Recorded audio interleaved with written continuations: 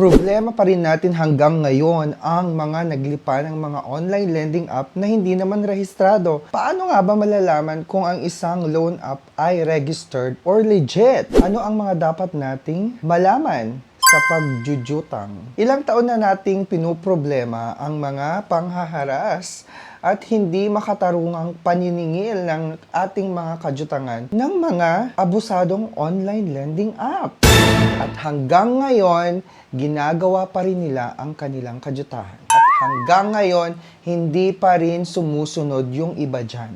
At hanggang ngayon, marami pa rin naglipa ng mga unregistered online lending app na patuloy na nang-i-scam sa ating mga kababayan. So ano nga ba ang dapat nating gawin para tayo ay magkaroon ng sapat na edukasyon or knowledge pagdating sa ating mga inuutangan?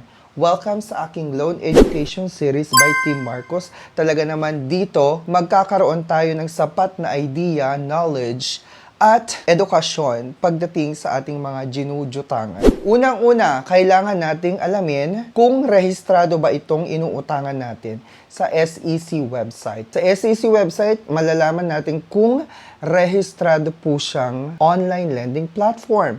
Puntahan nyo lang yung website at makikita nyo sa listahan ng recorded online lending platform kung nandun nga ba yung OLA na yon. Pangalawa, puntahan nyo din ang website ng CIC or Credit Information Corporation kung saan po pwede silang accessing entity or submitting entity ni CIC. Pangatlo, napaka-importanteng malaman din natin ang experience or karanasan ng mga nakapagjutang sa mga online lending app na ito para tayo ay magkaroon din ng kahit konting idea galing mismo sa mga borrowers kung ano yung mga naging karanasan nila sa pagjutang-jutang sa online lending app na ito.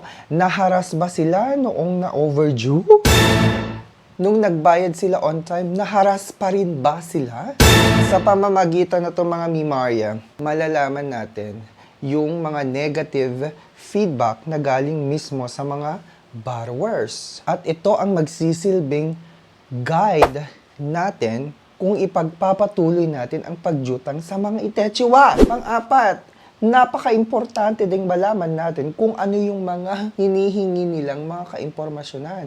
Kung ano yung mga permissions na kanilang hinihingi, lalong-lalo na kung online lending app talaga ito. Kung saan ida-download natin ang application sa Play Store or sa App Store. Kailangan nating malaman kung nangunguha sila ng location, call logs, contact, calendar, at gallery, di ba? Napaka-importante talaga malaman natin kung bakit nila kinukuha itong mga impormasyon na itechiwarya. Kaya mag-iingat kayo kung magda-download kayo ng mga online lending app, siguraduhin na SEC-registered, CIC accredited, at hindi ng jajaras. Kaya naman, hanggang sa susunod, this is your Memoria. This is Loan Education Series by Team Marcos.